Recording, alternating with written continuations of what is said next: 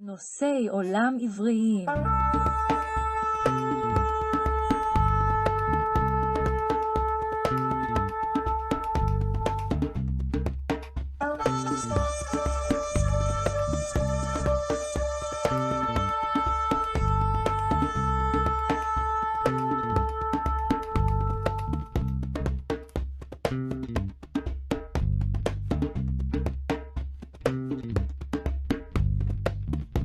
Temas del mundo hebreo.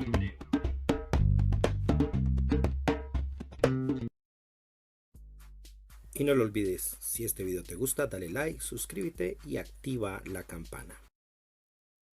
Shalom, bienvenidos a Temas del Mundo Hebreo.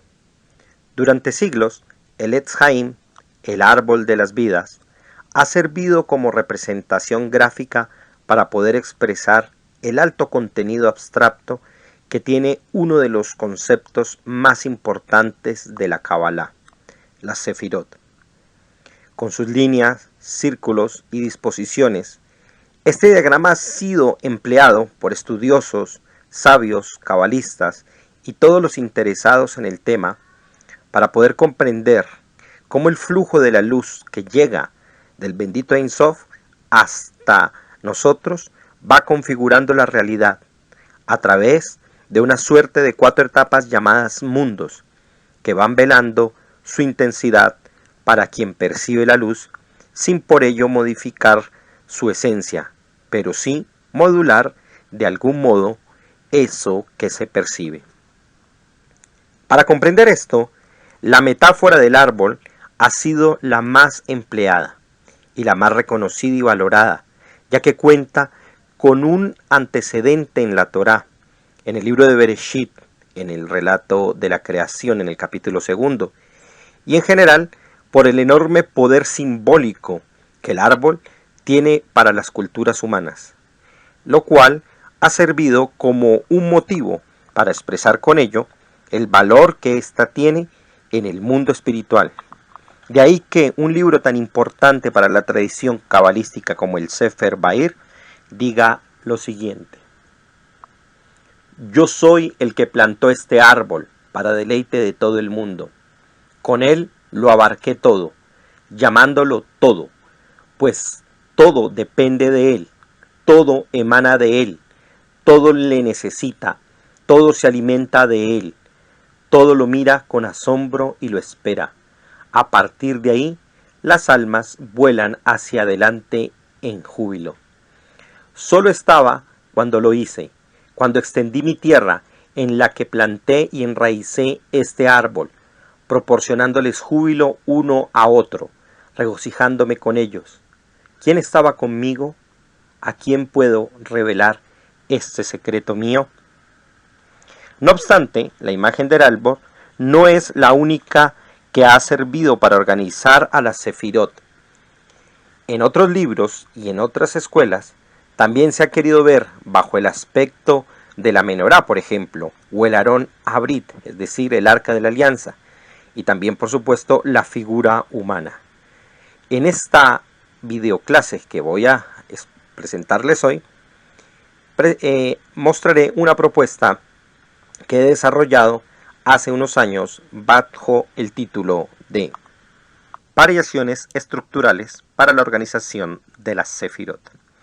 Así es, este es el tema que he decidido tratar hoy, y como la mayoría de los que considero en esta sección del canal, pues se trata de un escrito muy particular que hice a raíz de una serie de ideas que me surgieron aproximadamente hace unos 4 o 5 años, y en los que me puse a pensar un poco sobre, el árbol de las Sefirot, y me interrogaba sobre si solamente se podía bajo esa estructura, ya fuera también sobre la idea de una imagen humana o de otras formas en las que se pudiera organizar las Sefirot. Pero me di cuenta que tanto ellas como las líneas que comprenden la forma de la estructura del Etz Haim, del árbol de vidas, pues son simplemente eso, representaciones. Me preguntaba si podíamos organizarlas de otra manera.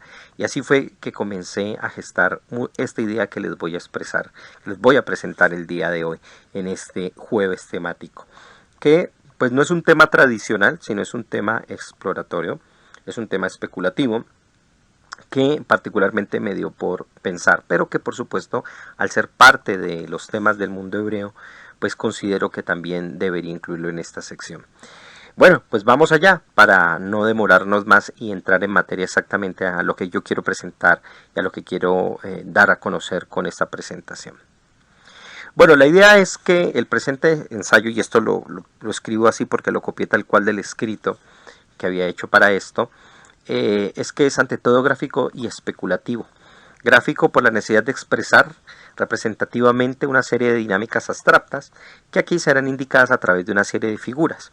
Especulativo porque considero constituye un avance sobre un área de la Kabbalah que desde mi perspectiva se ha mantenido durante siglos con una visión excesivamente conservadora, cuando la naturaleza misma del tema implicado da para un desarrollo que, en caso de poder ahondar en él, implicaría también una suerte de nueva meseta en el plano de la exposición, enseñanza e investigación al interior de la Kabbalah, siendo en ese sentido un avance en materia de disertación gráfica y abstracta. Por lo tanto, su énfasis está centrado en lo visual más que en lo escrito, o mejor aún, y de manera específica, su fuerza está en el aporte gráfico, el cual corresponde a diferentes relaciones de fuerza, integración y dinámica del flujo de luz, a la que comúnmente se conoce en Kabbalah como Etz Haim, árbol de vidas, y que es conocido por muchos bajo este aspecto. Este es, digamos, el esquema básico con el cual es conocido el Etz Haim, presentando y organizando una sefirot arriba que se supone que es Keter y una abajo que es Malhut. Hay toda una narrativa, hay toda una suerte de lenguaje de ramas para entender esto, hay toda una suerte de leyes y enseñanzas que se han disertado en torno a ella. No voy a entrar a hablar específicamente del Etz Haim, de hecho debería tratar un tema única y exclusivamente para ellos, un capítulo dentro de esta serie de temas que tengo aquí en el canal. Pero lo que yo quiero es más bien presentar una alternativa, presentar otra forma de cómo podemos comprender la dinámica de las sefirot. Que no olvidemos, una sefirá es la reunión de un or y el kli, una luz y una vasija que en conjunto pues constituyen el concepto de sefirot, pero que se pueden estudiar de muchísimas otras maneras. Vamos a ver entonces las formas más clásicas, digamos que los antecedentes analíticos del Etz Haim, que para poder comprender eso que voy a decir, pues no puedo obviar lo que se ha hecho con anterioridad. Y pues por eso presento cuáles son las maneras convencionales que este diagrama se ha analizado, y que básicamente son entre ellos estudiar unitariamente cada una de las sefirot, es decir, saber cuál es el contenido de Keter, de Jokma, su relación cada una con las demás y ellas en sí misma en su aspecto interno, externo y también la forma en que reciben la luz y también la dan. Se puede estudiar por conductos, esto es por lo que suelen llamarse los kavim, también las líneas, y que suelen representar también a las letras, a las otiot, a las señales que han servido y que en conjunto pues conforman el Aleph Bet. Se pueden estudiar en columnas, de tal manera que uno estudie el Etz Haim, tal como lo indica el Sefer Yetzirah y otras fuentes, estudiándolo cada uno por la columna, ya sea la derecha, la izquierda o la central. Se puede estudiar por triadas, cuando uno, digamos, toma la primera triada, digamos, Keter, Jokma y Binah, o también puede estudiarse Geburah, Gesed, Tifret, o Nesad, Yeshod y Hod. Eso se puede estudiar así. También se puede estudiar por diadas, es decir, por parejas, que en este caso pues serían parejas tipo Jokma Binah, Gesed Geburah, Nesad Hod, pero también Keter, Tifret y Yeshod Malhut. O se pueden estudiar, hacer un estudio del Etz Haim de arriba a abajo, lo que se le llamaría descendente, para ver cómo es el flujo de la luz cuando desciende desde el infinito hasta el mundo nuestro. O también podría estudiarse de abajo arriba, es decir, cuando esta luz se refleja y vuelve de Malhut hacia otra vez de nuevo Keter.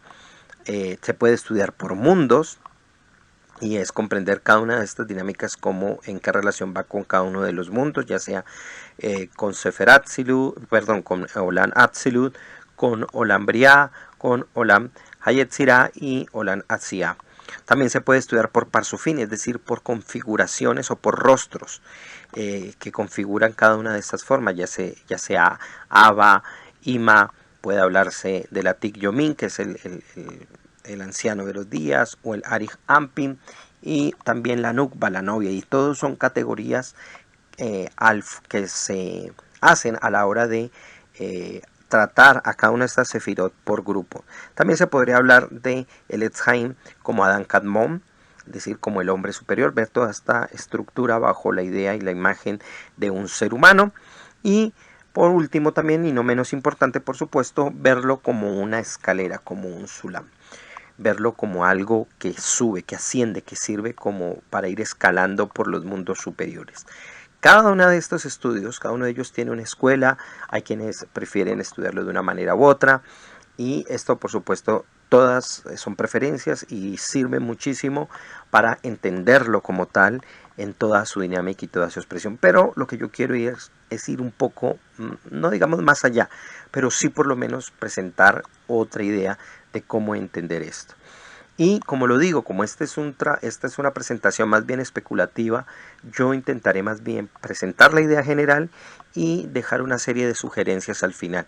De hecho, buena parte del video yo creo que se hará básicamente en silencio, porque presentaré en algún momento unas gráficas que es lo que quiero mostrar como tal.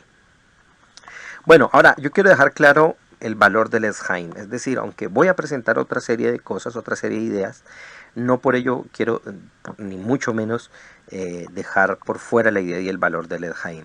El árbol de vidas es importante, entre otras razones, porque codifica información, comunica, es un mensaje en sí mismo, es un sistema de conocimiento, un orden y ejemplo de equilibrio, unidad y simetría. Claramente el árbol de vidas corresponde a un sistema de organización que los sabios y sadiquín, los justos, emplearon conforme al modo de comprensión de su época, como el árbol de Porfirio en la tradición aristotélica. Esto es un ejemplo, ¿no? Que sirvió también tal vez de modelo. Hoy en día disponemos de más elementos para comprender el modo de acción y disposición de la sefirot con otras dinámicas. Y esto es importante para entender cuál es la tesis que voy a presentar, lo cual no habla ni más ni mejor de nosotros frente a nuestros antepasados. Cada época tiene lo que necesita y sobre todo cada época expresa el contenido abstracto bajo ciertas metáforas. Y es allí donde yo quiero entrar y hablar específicamente de mi tesis central. Y es que si gráficamente variamos y organizamos a las 10 sefirot, podremos llegar a comprender otras dinámicas a las que llega la luz, estableciendo nuevas organizaciones y que dichas organizaciones son distintas a la nuestra. Esto es, corresponden a estructuras de universos ocultos, a nuestro modo perceptual, que se diferencian del árbol de la vida o del árbol de las vidas. Es decir, voy a presentar otra serie de estructuras hechas con la sefirot que en mi especulación, vuelvo y lo digo y hago énfasis en esa palabra, pues podría corresponder a otra suerte de organización, de forma en que se organizan las sefirot y por lo tanto estructuran y configuran otros universos, otros modos de ocultamiento de la Ein Sof en otras etapas de la realidad que hacen parte, por supuesto, de todo su esplendor y de todo lo posible que hay allí. Pero esto, por supuesto, lo dejo para eso, para que lo critiquen, para que digan esto no es así, estás loco, o eso no sirve para nada, o ya se ha hecho, o hay antecedentes. Busqué por mi parte, no encontré mucho, salvo los referentes que mencioné al principio, que es decir, no solamente el Etz Haim es la única forma en que se configuran las sefirot. Hay quienes lo han organizado la sefirot como la menorá, por ejemplo, o también como el Aarón Habrit, el arca de la alianza, y entre otra serie de configuraciones que podemos ver incluso en estructuras corporales o en edificios, por ejemplo, como el templo. Bueno, Pero eso sí, quiero dejar algo muy claro, ¿no? Y es 10 y no 9, 10 y no 11. ¿Por qué lo menciono así? Porque esto es casi que una regla que el Sefer Yetzirah da a propósito de la Sefirot. Y esto lo menciono porque apareció alguien por allí que decía, y lo vi, una presentación que decía que habían una doceava, una 11 y 12 Sefirá, y que había estado oculta porque los rabinos no querían que se diera a conocer esa información. Esto es falso, esto no tiene ningún sentido, y yo me atengo básicamente a esta regla 10 y no 9 y 10 y no 11, es decir, no me invento una Sefirá de más. Estoy jugando con las mismas Sefirot, pero si se dan cuenta, cuando les vaya a mostrar las imágenes, no tienen ningún nombre, no les he identificado ninguno de los nombres, porque eso es precisamente lo que quiero comenzar a indagar e investigar más adelante. Tal vez la misma manera en que ellas se dinamicen, como trabajen en conjunto, la sinergia que produzcan, pues me ayudará a evaluar en cada una de estas representaciones qué nombre debería llevar una sefirá. El que sean 10 y no más fuerzas está ya explicado a lo largo de muchas fuentes clásicas de la Cábala, y por lo tanto no es mi intención ahondar en esto. Me basta para poder proseguir con mi exposición, que se acepte simplemente que son 10. Pasemos a los gráficos para luego hacer el respectivo análisis que quisiera hacer, ¿no? Entonces, que quede claro eso, nada más me atengo a la idea que el Sefer Yetzirah ya dice.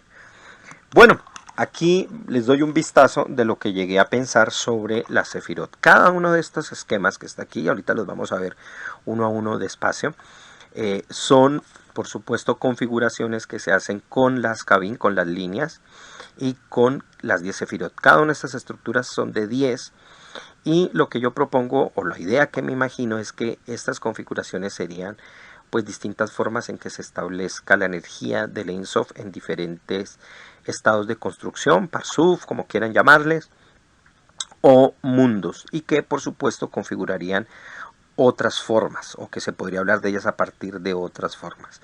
No les he dado nombre, podría dárseles nombre, y debo anotar también que me falta incluir cerca de unas 3 que no he hecho. Quiero comentar para alguien que sepa efectivamente hacer esto. Yo no soy un experto en hacer gráficos en ningún sistema de computación. Esto simplemente lo hice con un PowerPoint, perdón, en un Paint, y pues simplemente dispuse estas imágenes ahora sí en el PowerPoint para presentarlo aquí. Pero esto básicamente sería la idea. Es decir, no solamente miremos a las fuerzas de las Sefirot organizadas en el Etz Haim, sino que plurifiquemos esto y démosle más orden, otros órdenes distintos. Ojo, órdenes, pero configurándose bajo otras formas distintas. Esta idea me vino sobre todo por el pasaje de la Torah que dice que el árbol de la vida está en medio del jardín. Y yo dije, pero es que en un jardín hay más árboles, hay más formas, hay otras plantas, hay otras configuraciones. Entonces por eso yo me imaginé utilizando las mismas 10 fuerzas, disponiéndolas de otra manera. Vamos a ver una a una las figuras. No tengo mucho que comentar al respecto, más bien me encantaría que el que viera este video pues me comentara qué se imagina, qué piensa, qué le sugiere, si le gusta, si no le gusta, porque cualquier información, cualquier crítica, cualquier aporte que puedan dar será interesante para seguir ahondando en esta idea. Figura número 1. Figura número 2. Figura número 3. Figura número 4. Figura número 5. Figura número 6. Figura número 7. Figura número 8. Figura número 9. Figura número 10. Figura número 11. Figura número 12. Figura número 13. Figura número 14. Figura número 15. figura número 16, figura número 17, figura número 18, figura número 19, figura número 20, figura número 21, figura número 22, figura número 23, figura número 24, figura número 25, figura número 26, figura número 27, figura número 28, figura número 29, figura número 30, figura número 31, figura número 32, figura número 33, figura número 34. Bueno, ahora, las preguntas que me surgen detrás de todo esto, ¿no? Y que creo que nos debemos hacer para todas las estructuras, tener en cuenta, ¿no? ¿Cuál es el Keter de la organización? Eso me lo pregunto porque uno siempre pone el Keter arriba. Sin embargo, también podríamos pensar de otra manera y pensar que tal vez el Keter, es decir, la corona, se organice o se disponga en el centro o en otro lado, ¿no? O incluso que el Keter sea la función de que hace Keter lo pueda cumplir otra sefirá. Es decir, que Malhut en esa organización tal vez pueda llegar a ser el Keter, el que esté de corona, por decirlo de algún modo. Para responder esto, basta con recordar que no siempre Keter es la sefirá de Keter, sino que la guía o la función puede recaer en otra sefirá. Así, por ejemplo, puede haber estructuras donde la función de Keter sea Tifret, haciendo que el mundo ahí configurado sea dominante.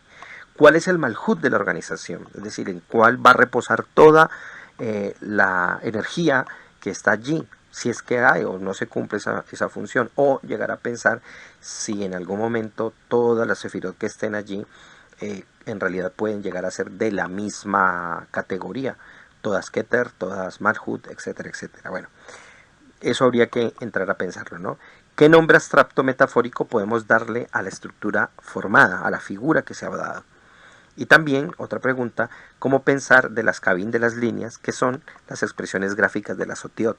¿Por qué? Porque resulta que, y esta es tal vez la pregunta más importante, digamos en términos de la organización de los gráficos, porque el Etz Haim está tan bien constituido que cada una de las cabin de las líneas corresponde a las 22 letras del Aleph Bet.